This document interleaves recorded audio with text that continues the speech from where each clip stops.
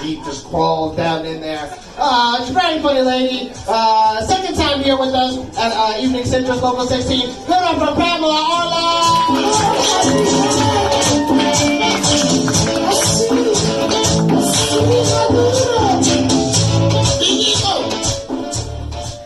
Hey everyone. Woo! Hey. Excellent. Yeah, I like the dancing. That's kind of a cool way to start. So how's everyone doing? Good. Excellent. So I've been working on this new skincare routine because I turned 50 recently, like 2.5 years ago. And, I'm coming to terms with it. I'm trying to stay out of light that's less flattering for me, like halogen light and fluorescent light and daylight. But it's good. I mean, and it's not all bad being a woman in her 50s. There are some real benefits. The birth control options, for example, are really, really good.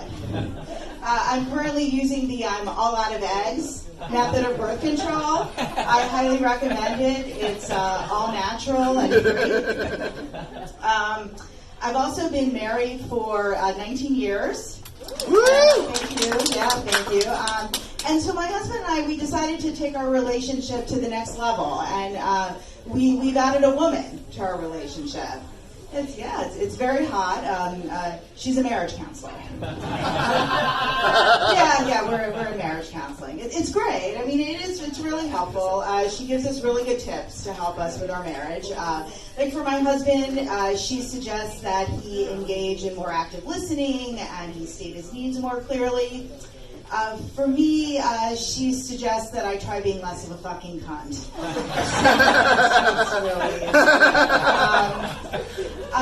We also have a 14-year-old son.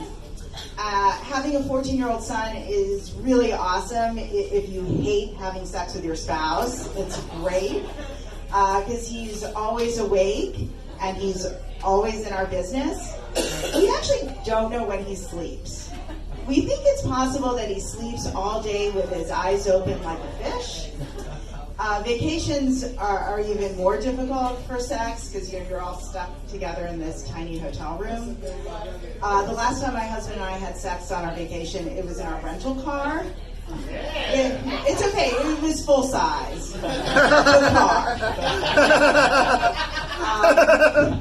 I recently did 23andMe. Has anyone done that? It was very, very disappointing for me. I basically paid $130 to find out that I'm 99.5% Ashkenazi Jew. Yeah, so it's like not only am I completely inbred, I'm like the most boring wonder bread of Jews. It's very sad. I also do the health portion of it too, so they tell you all these crazy traits about yourself, like I found out that I am more likely than average to be able to smell asparagus. This is true. I found out that I am more likely to like chocolate ice cream than vanilla ice cream, which is true. I mean, I like my ice cream like I like my men, firm and dark, right? I also found out that I'm more likely to lick jelly off a man's balls. Why that's in there, I don't know. I mean, but I'm a jam woman all the way. So maybe a little bit of mouthfeel. I don't know. My husband recently bought me that candle that smells like Gwyneth Paltrow's vagina.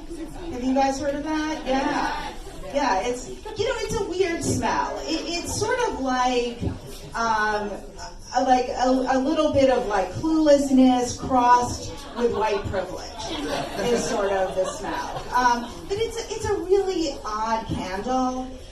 Because it's like whenever you try to light it, the wick just like disappears. It just kind of curls into itself. You have to like coax it out.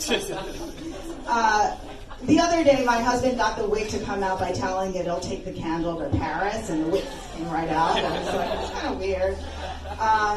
And since it's Valentine's Day, I thought maybe I could get him like a similarly thoughtful gift. So I found this cologne that I'm pretty sure smells just like Brad Pitt's ass crack. Just like asparagus. It smells just like asparagus, which I can smell. What else do I have for you guys? I am jealous of my husband. I think it's a lot easier to be a really good dad than a good mom. I just think the standards for dads, they're a lot lower.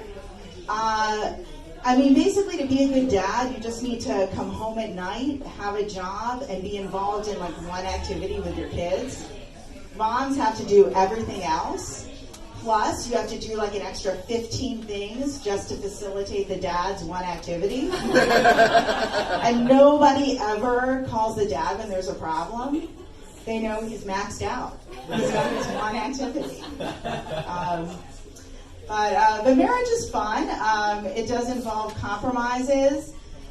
Religion is an area where my husband and I have had to compromise a lot. I was raised Jewish, 99.5% as I've discovered. My husband was raised Catholic. So, we had to work out a compromise for that, which we did. We do nothing. So, like on Saturdays, we don't go to temple.